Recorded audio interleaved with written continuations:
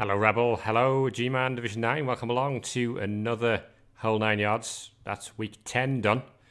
And, of course, after Shock and Gore's massive victory last week, this division is all to play for. So we will get straight into it and the performance of the week this time. Going to one of those teams in the playoff race. Sabertooth Vag 3.0. Absolutely decimating poor old Quiguanas this week to rack up a big win. And it's one that does wonders for their touchdown difference as well. 0-5. It's the second 5-0 we've seen this season, of course, after Bloody Mary Queens got themselves a 5-0 win against the Watch earlier on. But a huge win for MB Carmack to give himself the advantage in terms of touchdown difference against the Dwarfs. You'd think now it'll be difficult for the Dwarfs to make that up unless they were to actually beat the Wood Elves in a couple of weeks' time by a decent scoreline. So 5-0 to Sabertooth Vag. Obviously very one-sided game. Plenty of SPP, and you can see there Sapkowski with 7 gives MB Carmack a clean sweep. The player of the week as well, going to the Wood Elf catcher Sapkowski. Agility 5, of course. And just proving to be a massive thorn in Quiguana's side. Extreme, unfortunately for him, with absolutely no answer to the Wood Elf dice hurricane, if you like. And MB Carmack able to run in 5 touchdowns and pick up a massive victory at a really crucial time of the season as well. There was 16 armor breaks, so the Elves took a little bit of damage, but to be honest, it was 7 KOs as well. But they were able to obviously keep those KOs coming back, and at the same time, despite being outnumbered, they were able to run in a hell of a lot of touchdowns and turn the ball over. Of course, that Agi 5 war dancer with tackle, a nightmare for Skinks at strength 2, with Quiguanas lacking a little bit of guard for cage corners. So massively taken advantage of. And a great win for Sabertooth Vag. We'll have a look at the rest of the results from week 10 now. And a big win for Bloody Mary Queens. 3-0 against Erwinder's Requiem.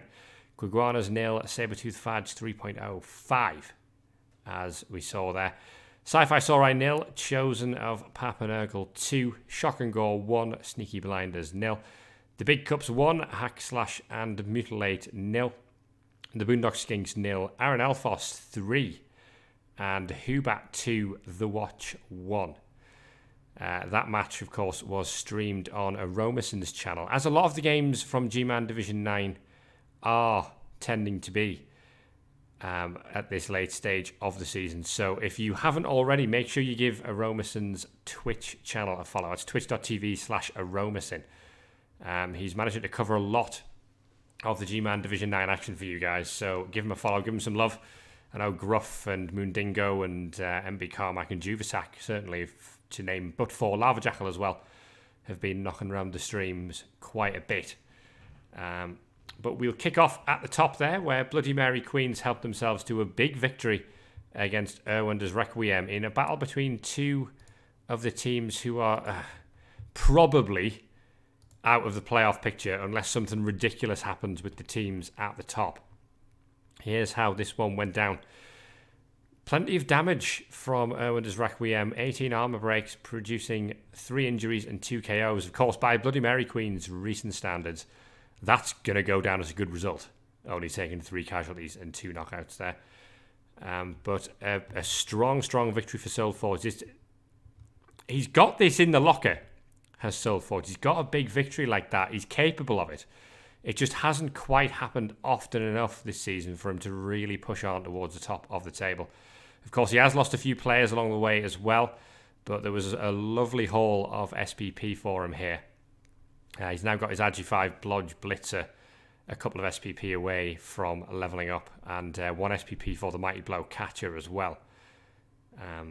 Looking good. And the Thrower with Strong Arm is only 1 SPP away from another level 2. So in the next one, watch out for Bloody Mary Queens picking up a few levels potentially. Erwinder, it's a tough loss for him. It ruins the touchdown difference and probably means that he's now unlikely to make that playoff place. He's been on some very good form, but Again, just in the crunch part of the season, not able to get the result when it mattered there. But well played to Soulforged and picking up a comfortable win in the end.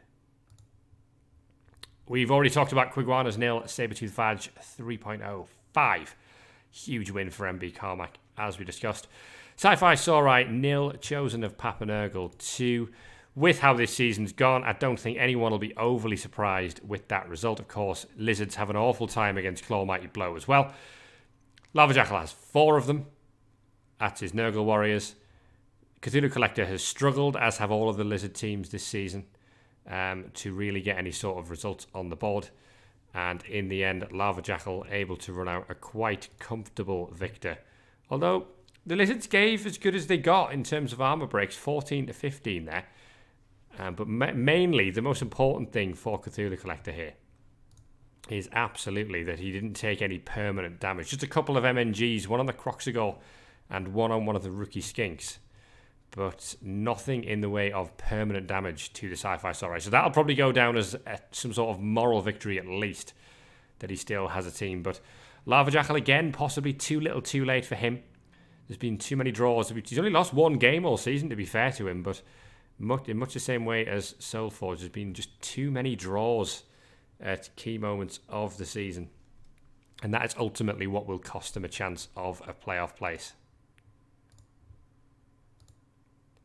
Shock and Gore 1, Sneaky Blinders 0. Narrow win there for Gruff. That does allow him to keep the pressure on the top 2, doesn't it? It's narrow, but at the end of the day, it doesn't matter if you win by 1 or if you win by 4. As long as you get the 3 points on the board, that is the important thing. Here is how the match went down.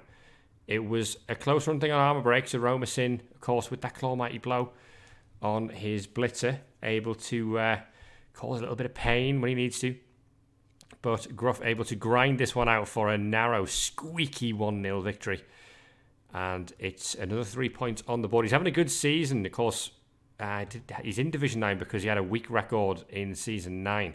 A lot of that was to do with the fact that his team pretty much got mangled sideways in the early part of that season. He spent most of it recovering. But there was a couple of important losses, or certainly temporary losses from this game that we'll come back to in the injury report. But a good win for Gruff that keeps that pressure up on the top 2, keeps him in the fight. The Big Cups 1, Hack Slash and Mutilate 0. Now, considering the relative league position and form of these two teams, 1-0 is a little bit of a narrow margin of victory there for the Big Cups. But it is more comfortable than it looked. The Dwarfs did manage to prevent the humans from scoring on their own drive. And by the time we set up for the second half, poor old Jonah was left with only 6 players on the field against the entire complement of Dwarfs. And as you can see, 19 armor breaks to 2 tells its own story. There just weren't any humans on the field by the end of the game. 66 blocks, producing 7 KOs and 3 casualties. The humans, with 21, producing absolutely nothing in terms of removals in response. So another rough week for Jonah, and that wait for a win goes on. But for Juvasak, again, it doesn't matter how many you win by. It's more important that you get that win. And he's managed to do so. So remains at the top of the table. But with all of the top 3 winning, it is a close run thing. And of course, 5 of the top 6 teams that we've been focusing on have all won this week. So it just pretty much keeps things status quo. It's Irwindor who's the big loser this week with that 3-0 defeat to the Bloody Mary Queens. In a match between a couple of the sides towards the bottom of the table, the Boondock Skinks lost 3-0 to Aaron Elfos. A big win for the Dark Elves there. Probably their biggest ever Rebel win. Certainly be willing to go out on a limb and predict that. It doesn't even look like it was too much work from the Mighty Blow Skinks. The Mighty Blow Witch Elves that Matthew is sporting. But of course, that strip baller is excellent for, again, dealing with strength 2 players. You'll more often than not get a 2 dice or at least a 1 dice if the ball's not properly protected. Even on ball possession, but it seems that when the Dark Elves were able to turn the thing over, they were able to score quite quickly. And 3-0 really sending a bit of a statement that on his day, Matthew is capable of pulling off a big result. So congratulations to him. It fixes the touchdown difference. It keeps him up there right in the middle part of the table now, as sort of the top of the bottom half, if you like, because the league is kind of split in two all of a sudden. So there's a little bit of pride for being top of the bottom half, and currently Matthew is in the lead of that race.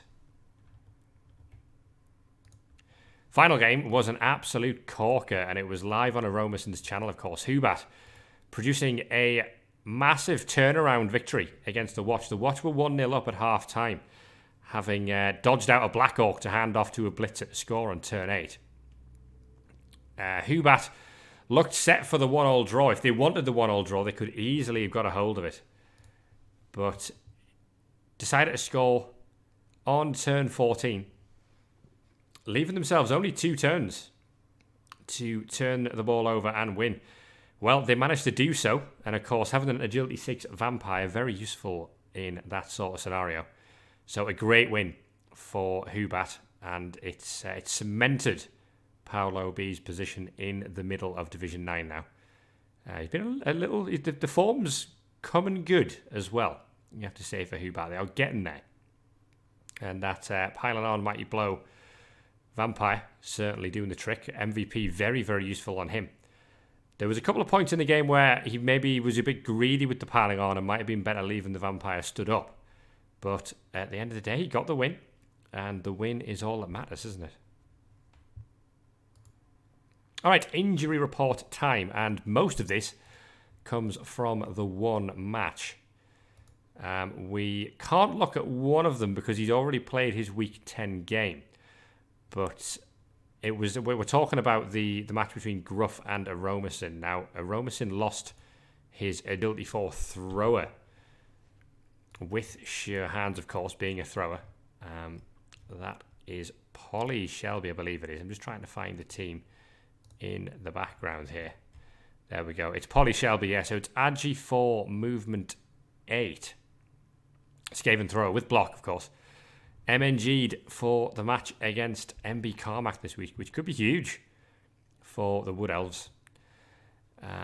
Meanwhile, what we can look at is a big MNG from Gruff's point of view, because he's got an undead mirror coming this week, and he's down a mummy.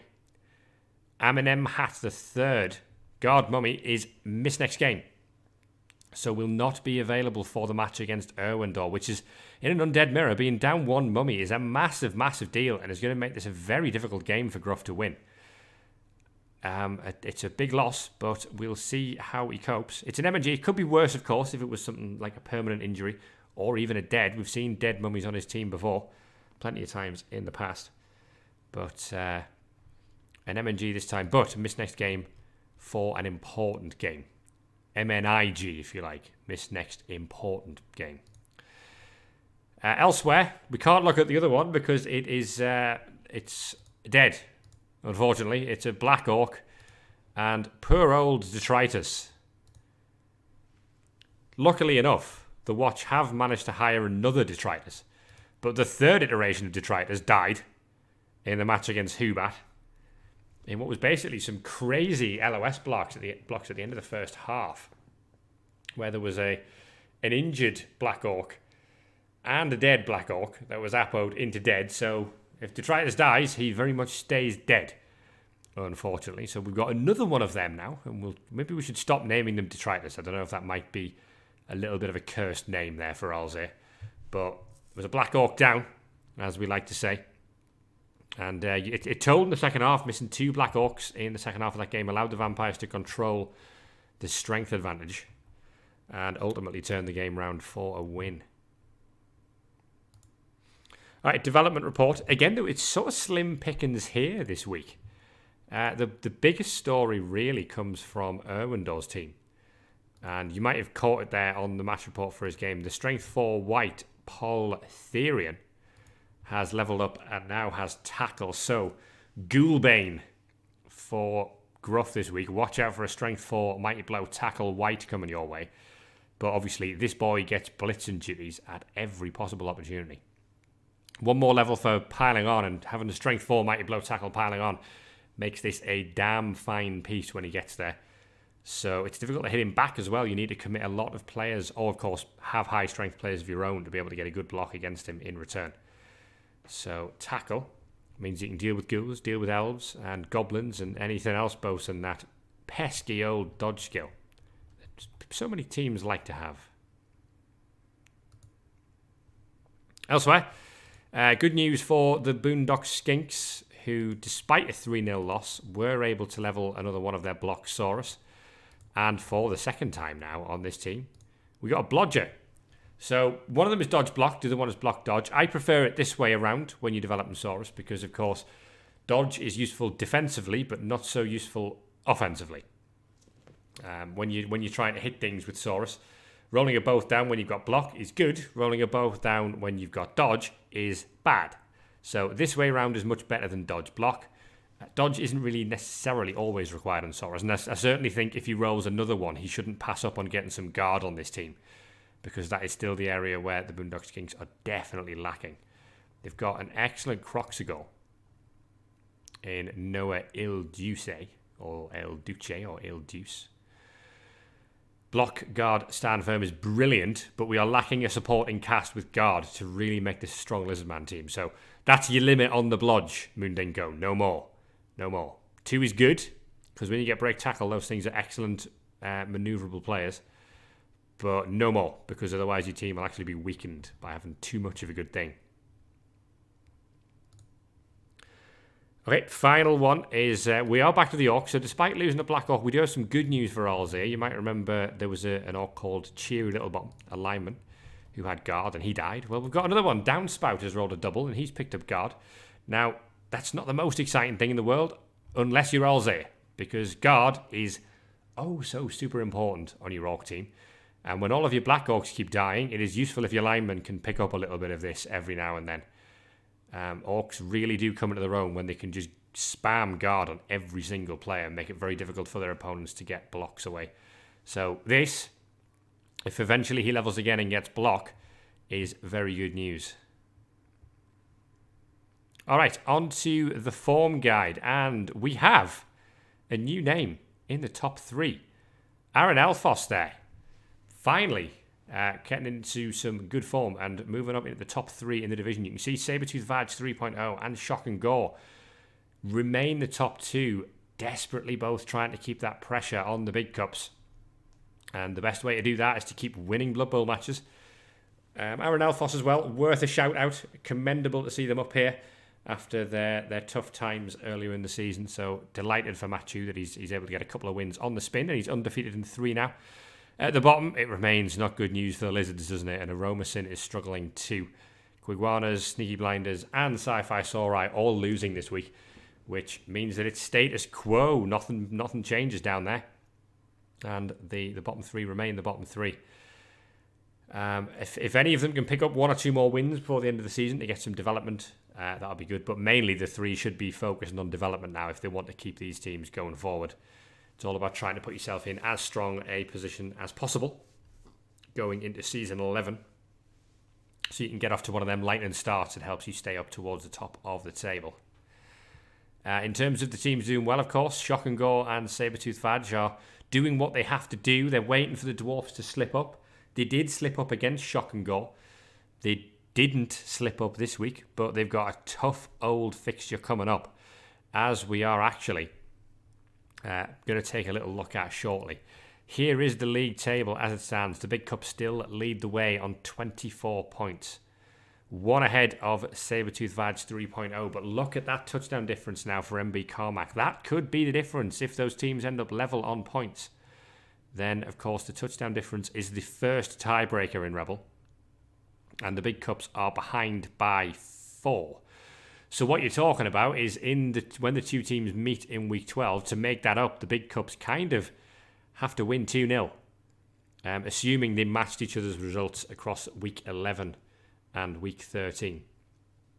You've got to win 2-0, 3-1, or by 2 touchdowns in some way if you want to make up that difference. Shock and Gore are in 3rd place, They now have 20 points, and they are just hanging on to the coattails. They're still more than a win behind the big cups, but the big advantage for Shock and Gore is the fact that the top two have to play each other still. So one or both of them are guaranteed to drop points.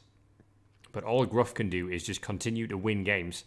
If he wins the rest of his games and doesn't make it, then he'll have had a 9-2-2 season, and you would still look at that and say, you know what? You are very unlucky to miss that.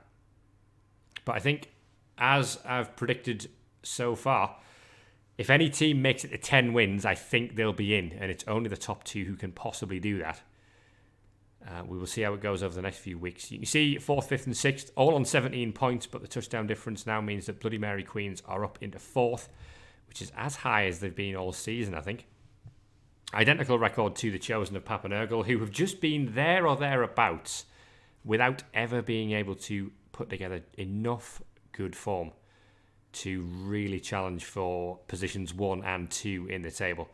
And Irwinder's Requiem, it looks like the dream might be over for Irwinder now. He's behind 5 teams with 3 games to play, and that doesn't normally tend to end in a playoff result. The maximum number of points you can get to is 26, which means that for all 3 of those teams now, one more win for the big cups officially eliminates them from the playoff picture, and we will just be talking about a 3-horse race.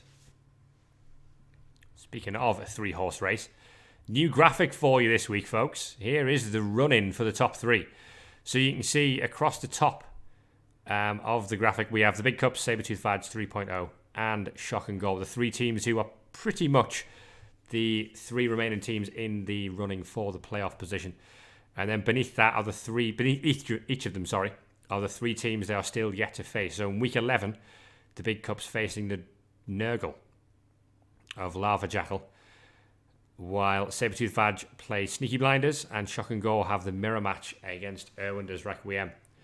Then the big one in week 12, Sabertooth Vadge 3.0 versus the Big Cups. Meanwhile, Shock and Gore are up against the winless Humans of Jonah in a match that they'll be thinking they should win if they want to qualify for the playoffs. So if they can pick up a win and the Dwarf versus Wood Elf match was to end in a draw, then suddenly Gruff is right in the frame for this. Going into the final week, you have to say that based on the 3 fixtures, Sabertooth Vadge certainly have the tougher game in week 13 against the Bloody Mary Queens, with Shock and Gore taking on the Boondock Skinks and the Big Cups taking on Aaron Elfos. Though Juvasak has sort of said that his record against Elves isn't great. So in terms of running, well, you have to say that the Undead, if they can sneak a win against Irwinder's Requiem, that's the toughest game they've got left. The last 2 are very much winnable games for them, and you would look at the run-ins that all 3 teams have got there and say that Gruff has the favourable fixtures on paper. He has won against Lizards already this season, of course. The Big Cups have pretty much their weaknesses left. Nurgle with lots of Claw Mighty Blow, Wood Elves and Dark Elves. Those 3 teams could cause all sorts of problems for Juvasak, and it's not unreasonable to suggest that he might only win one of those games. He might not win any of them. Meanwhile, Sabertooth Vadge have got Sneaky Blinders, which is a match that MB Carmichael think he wants to win. The Big Cups are in week 12, and then the Bloody Mary Queens. In Elfoff, you never ever know which way an Elfoff's going to go. It'll probably be a high-scoring affair, but it's about trying to sneak it by 1. So very interesting to see how it's going to go for all 3 of these teams. Gruff certainly won't feel he's out of it, but it's that massive game in week 12 that could decide this one when we get there. In terms of week 11, here are your fixtures. So the in-form Aaron Elfos are up against the Watch, who are 9th place, 1 place below them in the table.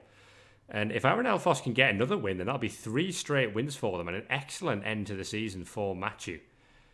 The Watch, a little bit sort of, you never quite know what you're going to get for them in terms of what's going to turn up in any given week. So at the moment, you would favour the Dark Elves to win that, but of course if the Dwarf, if the Orc Mighty Blow and high strength is able to remove quite a lot of elves, then Alzir certainly has a good chance here. Lizard off between Quiguanas and Sci-Fi Saurai, and in this race to be the top lizard team, which Moondingo is still winning. Both of these teams absolutely must win if they want to be in that fight. A draw is just no good again to anyone. Look at those last 3 games. Identical records, draw, loss, loss. Both sides will be desperate to get a victory on the board. You'd back a draw, I think. The smart money would be on a 1-1 draw, but of course, you never know. Speaking of mirrors, we've got the undead mirror. Shock and Gore versus Erwinder's Requiem. Huge game for Gruff. If he doesn't win, I think he's out of it. Because I think the fact that the Big Cups and Sabretooth Vag have to play each other, if one of them wins, then I don't think there's anything Gruff can do to overhaul that team. So he must win this game to keep that pressure on. It's going down on Saturday. I think Aromason's going to be casting it. But Shock and Gore, of course, missing that mummy as well. They might, of course, have some inducement cash that they can play with to try and make up that deficit. And inducing a loner mummy might not be the worst idea in the world. But we'll see what Gruff has in mind. Erwinder will be looking to bounce back from that defeat. It's his first defeat in 5 games or so with that undead team. But it came at an awful time and against a rival as well. Sneaky Blinders versus Sabretooth Vag 3.0 has already been played. And it was cast on Aromason's Twitch channel. So again, twitch.tv/Aromason if you want to go back and watch the VOD of that. It was a really entertaining game and is definitely worth going back and having a look at if you have a spare 90 minutes or so to watch it. The Big Cups against Chosen of Papanergal. Well, if the Dwarfs can win this, they will be delighted. Because this screams bad matchup for Dwarfs all over the place. They are outstrengthed, and 4 of those Strength 4 players have Claw Mighty Blow.